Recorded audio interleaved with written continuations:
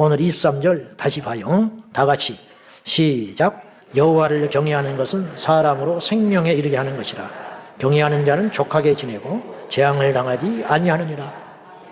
다시 말하지만 하나님을 경외하면 우리한테 좋아요. 네. 자, 여호와를 경외하는 사람은 어떤 복을 받냐? 첫째, 생명에 이르게 된다. 이르게 된다고 그랬잖아요. 생명은 만드는 게 아니에요. 내가 뺏는 게 아니에요. 그렇게 살면 도착하는 거예요. 이게 뭐냐?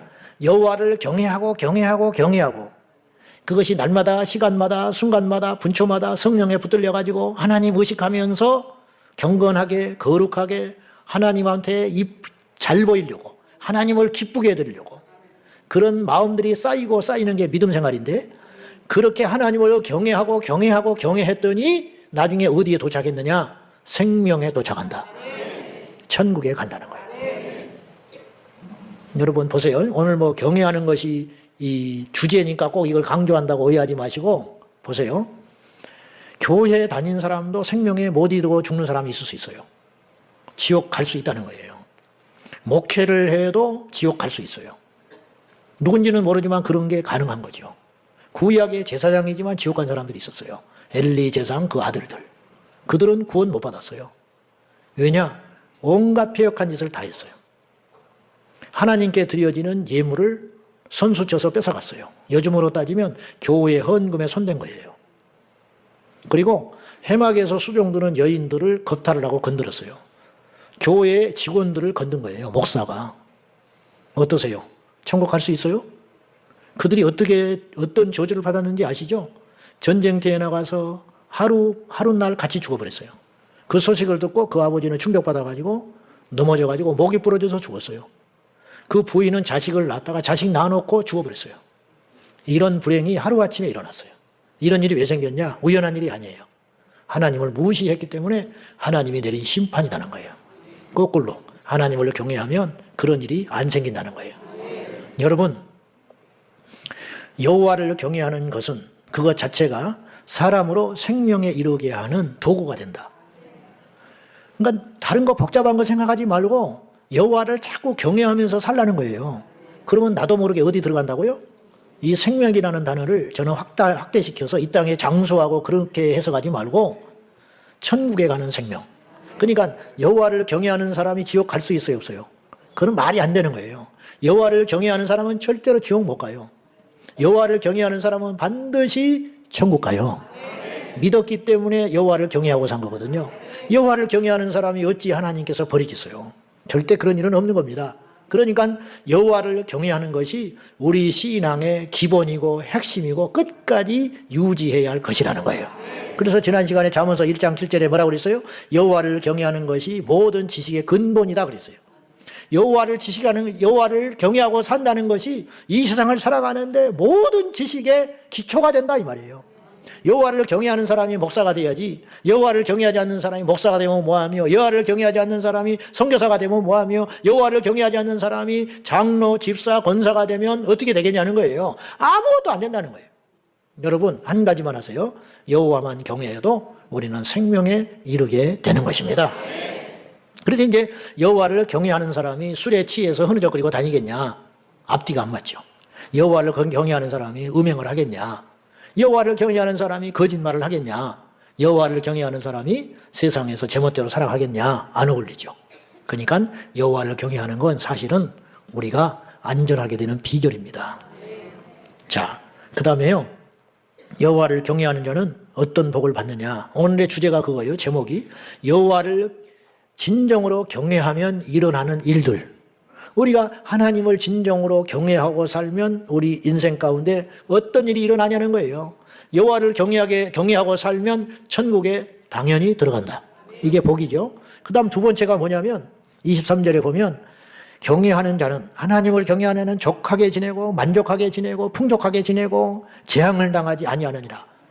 만족하게 되고 재앙을 당하지 않는다. 저는 요거를 두 단어로 이야기를 해볼게요. 형통. 풍족하고 만족하게 되고 부족함이 없고 재앙, 우한, 시련, 고난이 없다. 얼마나 멋지고 귀한 인생이에요. 여러분, 이왕이면 우리가 그렇게 살면 좋죠. 이게 형통한 삶이라니까요. 우리가 다 그렇게 되면 좋겠어요. 할렐루야. 예.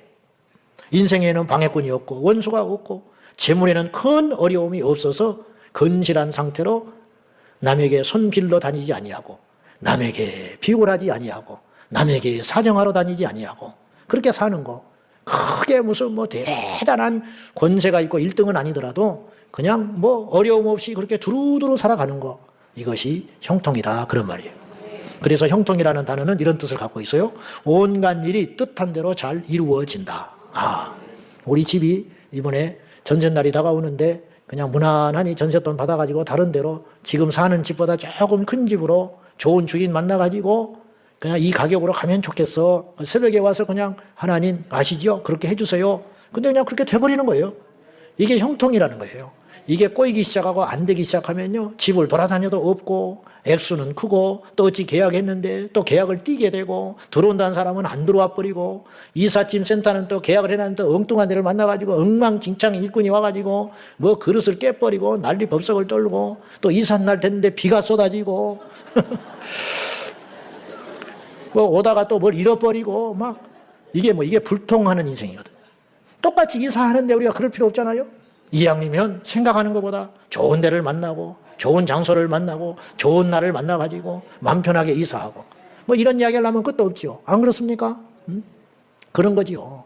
이제 새 학기로 우리 애가 된다는데 좋은 친구 만나고 좋은 선생님 만나고 이왕이면 그렇게 했으면 좋겠다. 그랬더니 또 뜻한 대로 잘 됐어요. 얼마나 감사한 일이에요. 그게 뭐 돈으로 되는 일도 아니고 노력으로 되는 일이 아니에요. 누가 해주시는 거예요? 하나님이 해주시는 거예요. 여러분 아멘 했죠? 근데 안 돼. 왜 그러냐? 아멘 안 해도 돼요. 되는 비결이 있다니까요. 어떻게 해라? 여호와를 경외해라. 근데 경외할 생각은 안 하고 자꾸만 인간의 노력, 수단, 방법, 사람에게 찾아가는 거 안 된다는 거예요. 그런데 이 형통이라는 것은 받은 사명과 자기가 처한 상황에 따라서 완전히 다르게 나타날 수 있어요. 제가 목사잖아요. 목사로서 형통이 뭐예요? 하나님이 나에게 형통의 복을 줬는데 어떤 복을 줬냐? 부동산의 복을 주셨다. 가지고 땅을 보면 딱 보여. 이걸 딱 사면 좋겠네. 그런 복은 나하고 맞지 않는 형통인 거예요. 저에게 하나님께서 형통한 길이라고 하는 것은 내가 하나님을 만약에 절실히 경외했더니 하나님이 나에게 어떤 복을 주셨느냐 한다면 영권을 주신 거예요. 영권. 기도의 능력, 말씀의 능력, 그리고 교회에 부흥을 허락하시고 든든히 서가게 하시고 요게 목회자의 형통인 거예요. 목회자가 코인 투자를 막 엄청 잘해. 그거 망하는 거예요. 그건 복이 아니에요. 그거 신경 쓰느라고 목회를 못해요. 그건 절대 하나님이 주신 복이 아니라니까요. 사업하는 분이 받는 형통이 뭐예요? 재물이 따라와야죠. 돈을 맨날 쫓아다녀. 잡으면 없어. 그게 아니고 가만히 있어도 돈이 나를 쫓아오게 만드는. 그게 내 힘으로 돼요? 안 돼요? 안 되죠. 사기꾼을 하나님 막아줘야 되는 거 아니야? 와서 막 입에 혀처럼 이야기하고 사탕 발림을 이야기해서 떡 했는데 알고 봤더니 아닌 사람이야. 이게 뭐 한두 번이야지. 그 점점점 회사가 왜소해지고 사기를 당하고 축소되고 바람잘 날이 없고 그건 형통한 일이 아니라는 거예요. 그냥 가만히 있는데 어떻게 좋은 사람이 들어오고 좋은 일꾼이 들어와가지고 일감을 또 가져오고 거기다가 또 성실하기까지 하고 거기다가 또 아프지도 않고 형 말 다 했지 뭐. 근데 나는 가만히 있는데 돈이 막 자꾸 불려나는 거예요. 이런 형통의 역사가 우리 사업하는 우리 식구들한테 일어나기를 축원합니다. 학교에 보낸 내 자식이 형통하다는 건 뭐냐? 선생님한테 이쁨 받고 지혜가 임해가지고 공부를 잘하고 우리가 당하는 상황과 하는 일에 따라서 형통의 복이 다 다를 수 있는데 여러분이 각기 다른 형통의 복을 하나님이 주시려고 다 만반의 준비를 해놓으셨는데 그것이 내 것이 되는 비결이 있다. 유일한 비결 그거는 여호와 하나님을 경외하라. 아이도 하나님 경외하면 복을 받고 어른도 하나님 경외하면 복을 받고 심지어 종과 죄인도 성경에 보니까 형통의 복을 받더라. 종이 형통하면 얼마나 형통하겠어요. 그렇게 생각하지 말라니까요. 종이 형통하면 종살이가 아닌 거예요. 주인이 믿고 맡겨버리는 거예요. 이 사람이 요셉이야. 요셉. 감옥 억울하게 죄인이 돼가지고 감옥에 들어갔는데도 형통해. 안 가는 게 좋지요. 근데 그건 일시적인 거예요. 감옥에 들어가서 죄인이지만 형통하다니까요. 사망의 음침한 길을 안 걸어가면 좋지요. 그러나 우리 인생에 따라서 사망의 음침한 골짜기를 나도 모르게 걸어갈 수 있거든요. 근데 사망의 음침한 캄캄한 골짜기를 걸어간다 할지라도 주님이 나와 함께 하심으로 형통한 길이 열린다 이 말이에요. 이 복을 받기를 축원합니다. 근데 요셉이 어째서 이렇게 형통하게 됐느냐? 그 비밀은 한 가지예요. 하나님을 경외하고 두려워하고 존중히 여겼다 이 말이에요. 그래서 죄를 범하지 않잖아요. 유혹을 하는데 하나님 무서워서 죄 안 짓는다고요. 그렇게 했더니 어떻게 했어요? 하나님께서 형통하게 해주셨다니까요. 할렐루야. 이 말씀이 옛날 이야기가 아닙니다. 오늘 저와 여러분의 이야기가 되기를 예수님의 이름으로 축원합니다. 아브라함은 큰 거부였어요. 그렇기 때문에 하나님 앞에 아낌없이 제단을 쌓고 제사를 계속 드릴 수 있었어요. 솔로몬도 큰 부유함을 가졌죠. 훗날에 망가졌지만은. 그래서 1000번제를 드릴 수 있었던 거예요. 그러니까 돈이 나쁘다고 말하지 마라 이거예요. 권세가 나쁘다고 말하지 마라. 성경은 돈을 정죄하지 않아요. 돈을 쓰는 사람, 잘못 쓰는 사람에 대해서 경고하고 있는 거예요. 그래서 돈을 사랑함이 일만하게 뿌리다. 돈을 사랑하니까 하나님을 사랑하지 못하는 거예요. 돈은 사랑할 대상이 아니고 돈은 내가 써야 할 대상이라는 거예요. 여러분 황금이 무슨 잘못이 있어요? 황금이 있어야 이 세상 돌아갑니다. 황금이 있어야 기계도 움직이는 거예요. 여러분 핸드폰에 황금이 다 들어있어요. 그러니까 이 세상 컴퓨터 안에는 황금이 없는지 아세요? 황금이 다 있기 때문에 이 세상에 산업이 돌고 도는 거예요. 황금이 무슨 죄가 있어요? 그 황금에 대한 탐욕이 사람들한테 살인을 불러오고 불행을 가져오는 것이죠. 그런 것과 마찬가지라는 거예요. 형통하게 사는 건요, 죄가 아니에요. 그게 죄가 아니고 형통하게 사느라고 교만하니까 하나님 잊어버리니까 죄가 되는 거예요. 고난당하는 사람이 하나님 떠나는 사람은 없나요? 역시 많죠. 고난이라는 것도 주 안에서 당하는 고난이 복이 있는 것이 주님 떠나서 고난받는 것은 무슨 복이 있겠어요? 의미가 없다라는 거예요. 그러므로 여호와를 경외하는 자는 형통함이 따라오게 되어 있는데 따라오는 형통을 정죄시하고 멀리할 필요가 없다라는 겁니다. 여러분 어떤 아버지가 자식이 고생하고 빌어먹고 고통받고 무시당하고 짓밟히고 사는 걸 좋아하는 아버지가 어디가 있어요? 응? 절대 그렇지 않다는 거예요. 우리 하늘에 있는 여호와 하나님 아버지도 우리를 향해서 똑같은 생각을 갖고 있다는 거예요. 우리가 한평생 사는 동안에 우리가 강건하고 우리가 힘이 있고 당당하고 어디 가서 나 하나님 믿는 사람이야, 나 예수 믿는 사람이야 그러면서 밥을 탁탁 사버리고 예수 믿는 사람으로서 구질구질 않게 살고 그런 거를 하나님 아버지가 원하는 삶이라는 거예요. 그래서 성경은 우리에게 이렇게 가르쳐 줍니다. 자, 예레미야 예가 3장 33절입니다. 같이 보십시다. 자, 시작. 주께서 하나님의 본 마음이 뭐냐면 우리를 만드실 때 애초에 그래서 에덴 동산 창설하시고 다 줬잖아요. 다 누리라고. 인간의 죄가 그걸 망쳐버렸지만 여호와 하나님 아버지의 본심, 우리를 향한 하나님의 본심은 뭐냐면 모든 인생으로 하여금 가난하고 헐벗고 고통받고 저주받고 시련당하고 망하고 그렇게 사는 게 본심이 아니고 여호와께서는 모든 인생이 잘되고 행복하고 번영하고 강건하고 부유하게 되기를 원하신다 이 말이에요. 그것이 하나님 아버지의 본 마음이시다. 근데 현실은 안 되는 경우가 있죠. 그게 왜 그러냐 이거죠. 그거는 우리에게 부족함이 있다는 거예요. 이스라엘 백성들이 애굽에서 400년 넘게 종살이하다가 광야에 나오더니 또 40년을 고통을 받아요. 왜 고통받아요? 하나님께서 맛 좀 봐라 니네들. 헛고생 시킨 게 아니고 할 만한 고생을 시키신 거라는 거예요. 왜냐? 전혀 훈련이 안 돼 있어요. 질서도 없고 위아래도 없고 남한테 배려할 줄도 모르고 도둑놈은 들끓고 사기꾼은 들끓고 400년이 넘도록 종살이를 했으니 누가 건드리면 으르렁거리고 자기만 피해봤다고 떠들어 다니고 그래서 모세가 아침부터 저녁까지 재판만 하고 앉아있는 거예요. 성숙하지를 못하니까 그런 지경으로 가나안 땅에 들어갔다가는 적들과 싸우기 전에 지들끼리 서로 서로 물고 뜯어서 망해버리는 거예요. 그러니까 안 되는 거예요. 그래서 하나님이 어떻게 했느냐? 돌리신 거예요. 훈련. 그러면 그 마음은 오죽하셨겠냐는 거예요. 그리고 준비되니까 가나안 땅에 들어가서 파죽지세로 승리하고 가잖아요. 하나님께서 기뻐하신 거예요. 그리고 그들의 전쟁을 도와주신 거죠. 우리 하나님의 본심은 재앙이 아니에요. 우리가 잘되고 힘있게 살기를 원하십니다. 그걸 거부할 이유는 없다는 거예요. 아브라함이 부자 되려고 해서 된 게 아니에요. 사병을 두려고 해서 둔 게 아니라니까요. 재산이 많아지니까 지키기 위해서 사병이 필요한 거예요. 그 왜 그렇게 됐느냐? 아브라함이 하나님을 경외한 거예요. 그랬더니 그냥 자동으로 살림이 늘어나기 시작하는 거예요. 그래서 복을 받은 거죠. 그래서 아브라함에게 있어서 참 복은 하나님이었어요. 신앙이었다는 믿음. 그게 재산이야. 그러니까 그런 걸 가져가신다 해도 아브라함은 원망 안 할 사람이에요. 그러니 얼마나 당당하고 힘있고 종들을 다스리면서, 그러니까 조카가 잡혀갔으니까 가서 끄집어 내려오잖아요. 힘이 있으니까. 그게 죄입니까? 잘못된 겁니까? 아니죠.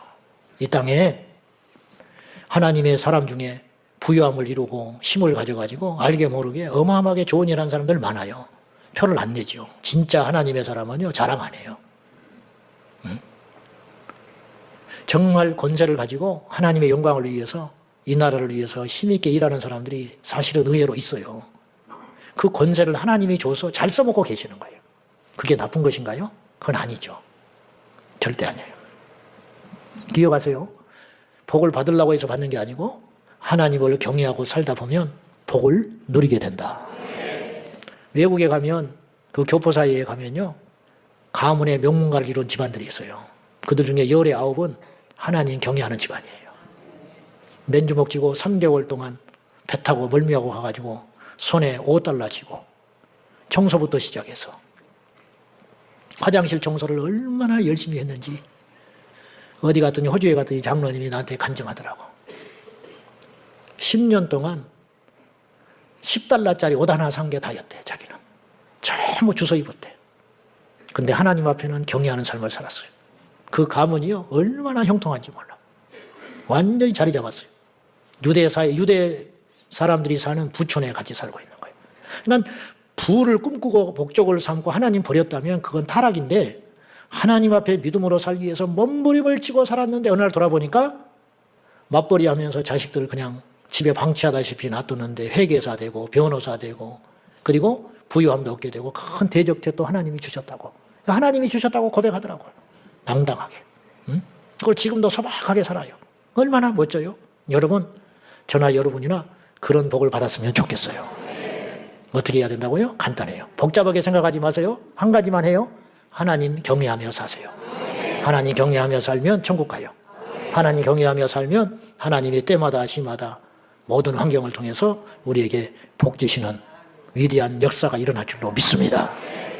하나님을 경외한다. 그렇게 살아가면 어느 날 돌아서 보니까 주머니가 가득 차 있고, 어느 날 돌아보니 자식을 하나님이 키워주셨고, 어느 날 돌아보니 내가 푸르청청한 푸른 초원에서 내가 하나님 앞에 영광을 돌리고 있더라, 이런 말이에요. 이런 복을 누리기를 주님의 이름으로 축원합니다.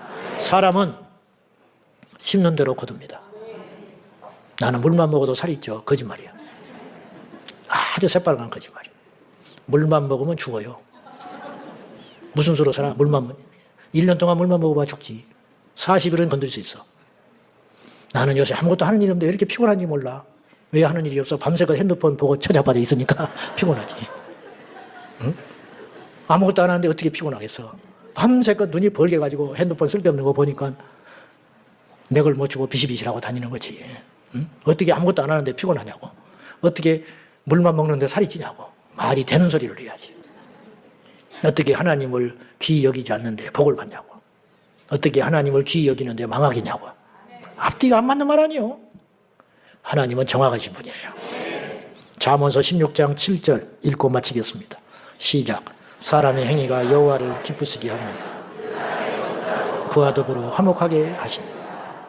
사람의 행위가 하나님을 기쁘시게 한다. 저는 이 말을 거꾸로 이렇게 말해요. 하나님을 경외하는 사람은, 하나님을 경외하면 하나님이 기뻐할 거 아니에요. 나를 높이고 나를 위하고 나를 먼저 생각하고. 하나님이 얼마나 기뻐하시겠어. 하나님이 기뻐하지요. 하나님 때문에 참습니다. 하나님 때문에 내가 갈게요.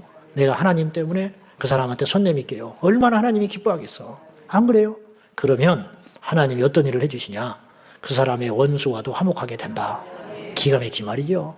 여러분, 원수도 나를 돕겠다고 손을 내미는데 안 될 일이 뭐가 있어요? 친구도 떠나가는데 망하죠. 원수도 손잡는데 안 될 일이 있겠냐고. 그 비결이 어디에 있어요? 여호와를 경외하라. 신앙 인생이라는 건 삼각형이에요. 하나님을 우리가 쳐다보잖아요. 그러면 하나님이 내 주변을 돌아보시는 거예요. 자, 이 원리를 잘 깨닫고 맘만 먹고 가지 말고 듣고만 가지 말고 우리 삶에 이번 한 주 동안 우리 평생에 여호와를 경외하는 삶은 어떤 삶이 되어야 되는가 깊이 생각하고 행동하는 저와 여러분 되기를 주님의 이름으로 축원합니다. 기도하겠습니다. 하나님, 우리를 구원시켜 주시고 복 주시고 쓰시려고 불러주셨다고 믿습니다. 근데 쓰지 않니 자격이 안 됩니다. 복을 주시지 않니 구멍이 나 있습니다. 하나님께서 우리를 보실 때 부족하고 모자라고 안타까운 부분이 너무 많습니다. 하나님이여, 이제 우리 정신을 차리고 여호와께로 돌아가 여호와를 경외하는 삶을 살겠습니다. 하나님을 경외하는 자에게 생명이 이르게 하시고 여호와를 경외하는 자에게 만족함을 주시고 여호와를 경외하는 자에게 재앙이 없어지게 하신다 하셨으니 그 약속의 말씀 붙잡고 세상으로 나아갑니다. 주여 역사하여 주시옵소서. 깊이 회개하고 뉘우치고 깨닫고 나아가오니 그 모든 분들에게 하나님 은혜를 더하여 주옵소서. 예수님의 이름으로 기도하옵나이다. 아멘.